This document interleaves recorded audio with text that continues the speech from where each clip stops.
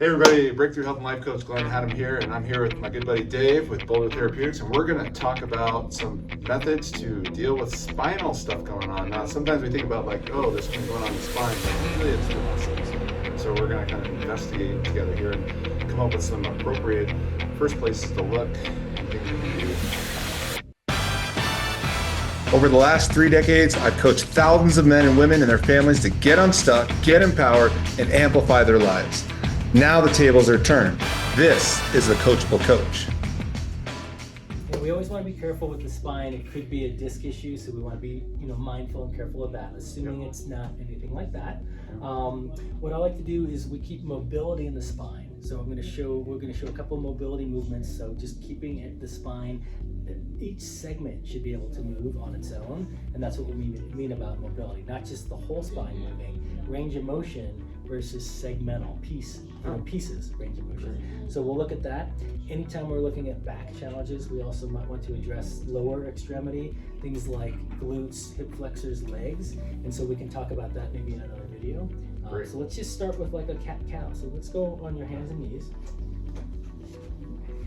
And we're gonna stack the hips over the knees, the shoulders over the wrists, and just go ahead up nice into like a nice Halloween cat and open up your back for me. Yep, so we want a nice rounding. We want to really focus on each segment, each piece of the spine. And then let's go the other way into the cow.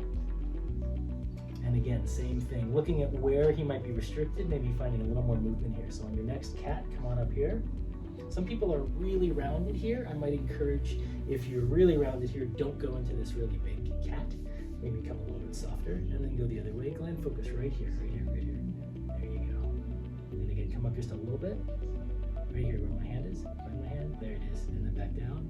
And then back up. A little more with my hand. There you go. And back down. So what I'm doing is training pieces that I'm feeling aren't moving as effectively, so that he can have more fluidity in that movement. So do a couple just on your own. You do a nice big inhale. And then exhale with the cat. So inhale with the belly down. Exhale. Right. So when you close off the belly space, you're exhaling. When you're opening the belly space, you're inhaling.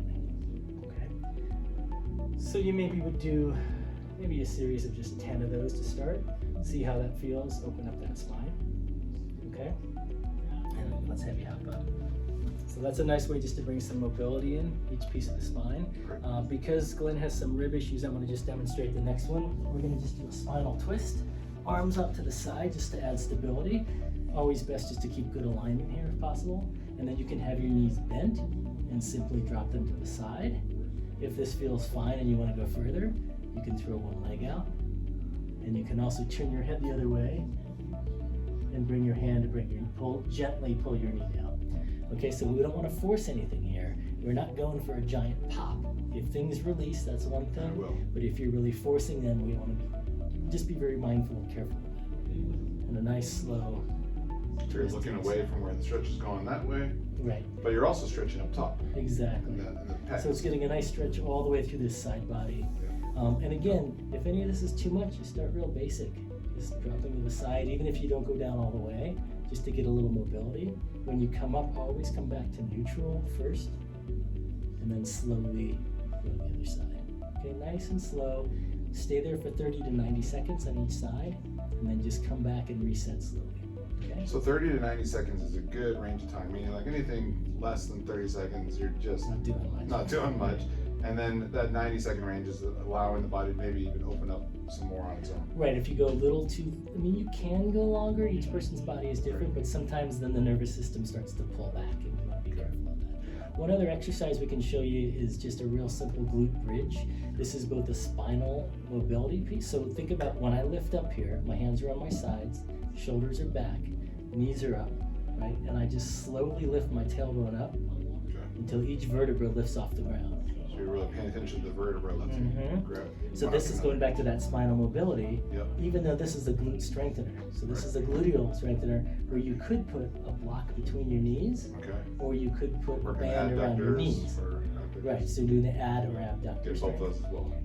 But this right now, so this is a gluteal strengthening, but I also am including spinal mobility. So when I come down, I'm coming down very slowly, one segment at a time. And this is where if you find that you come down more like a plate, like 3 or 4 vertebrae, you can lift up and try to work So just it starts to those cells. retrain and wake up the order of how these things should be unfolding. Exactly. And that neurologically is training your body how to move and allowing it to move properly. So it's not just the ability to move, but the ability to control, right? And that's what this is helping. Great. So those 3 exercises I think can be really beneficial. The cat-cow, the spinal twist, and then the glute bridge. And what would you recommend looking at next after something like this, after looking at that, addressing that part? Yeah, I would say that's a great start. There's, again, so many other things we can work on and show you, but I would say this is a great start. I'd say we move into the lower body after that. Lower So body. that's something, let's maybe look at some videos on that. That's something else you can look up.